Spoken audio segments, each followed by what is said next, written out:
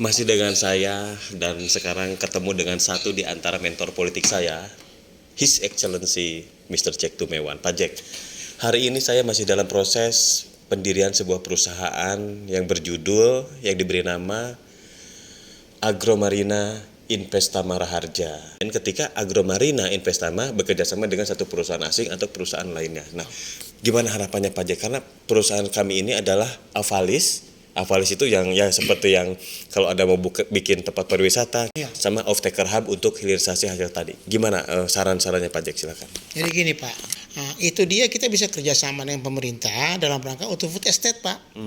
Kedua, dalam rangka untuk makanan gratis termasuk susu gratis. Kenapa itu? Karena itu kan per tahun 475 triliun. Oke. Nah, kita adalah bagian dari situ termasuk punya Agro Marina ini untuk kita kerjasama. Sekaligus kita bisa mendatangkan pengusaha-pengusaha asing untuk bisa membantu, karena bayangin aja 475 triliun sama bikin habis itu Pak. Karena salah satu misalnya tadi daging, sapi, telur, ayam, susu, baru itu kok baru mau import aja sapi untuk itu sekitar 1.500.000 sapi.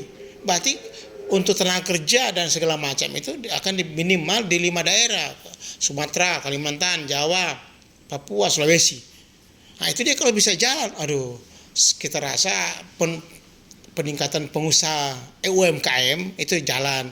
Potensi negara Indonesia ini apa yang tidak ada? Semua ada, seperti Kus bilang, lempar tongkat tumbuh jadi tanaman. Iya kan? Ya. Karena danau aja dan kolam susu. Kenapa kita mesti import? Semestinya kita tidak perlu import lagi, karena kita Indonesia kan daerah agraris, daerah pertanian. Cuma kan kita enak itu, kalau tiba-tiba bisa garam pun kita mesti import. Ini kan permainan mafia semua Pak. Nggak bisa begitu. Karena contohnya garam di NTT sama di Kalimantan di Madura sana. Ini karena tiba-tiba suruh import semestinya pemerintah memberdayakan pada petani garam. Kedua, beras. Ini dulu zaman Soeharto, ingat tak? Itu zaman Soeharto itu dulu pernah swasembada beras. Kok sekarang kita mesti import? Terus pupuk naik. Nah, semestinya yang begitu-begitu harus pemerintah yang tangani. Nggak perlu mahal-mahal, karena itu pokok makanan orang Indonesia gitu Pak. Ya. Jadi potensinya luas ya untuk melakukan Luas partnership ya. Luas banget. Jadi dengan Bapak bentuk PT itu potensi besar untuk Bapak kembangkan. Bapak dengan teman-teman dari pemimpin masa depan untuk bisa berkolaborasi dengan pemerintah, karena sekarang sudah terbentuk yang namanya gizi nasional. Nah, itu kita kerjasama aja. Karena enggak perlu banyak-banyak, 5%, 10% dari anggaran itu udah mantap sekali itu Pak. Mantap sekali, karena 475 triliun kalau 2,5% aja udah berapa triliun itu Pak.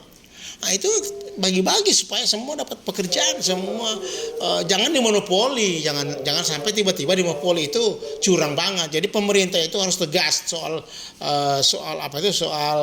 kesejahteraan masyarakat, soal kehidupan masyarakat. Jangan contoh seperti BPJS, bermasalah kemana-mana itu. Jadi maksudnya kita jangan dibiarkan yang begitu. Apalagi beras ini kok bisa kita import? Kenapa? Banyak sekali mafia. Kita sudah coba semua mafia itu. Sama dengan ini minyak goreng ini. Kenapa kita bilang mafia? Kenapa tiba-tiba ini kan potensi tanaman sawit itu di mana-mana. Orang Malaysia aja tanam di Indonesia kok dengan ribuan hektar, kok tiba-tiba kita mesti ambil dari sana? Nggak bisa begitu Pak. Jadi maksudnya adanya pemerintah itu untuk menetralisir supaya semua dapat kesempatan. Jangan cuma orang-orang tertentu. Tiba-tiba sudah ada 201 triliun. Gila nggak Pak itu? Ya. Siap Pak, berarti PT Agromarina itu siap sinergi melakukan partnership dengan beberapa pihak dan siapapun, terutama untuk menunjang ketahanan pangan nasional.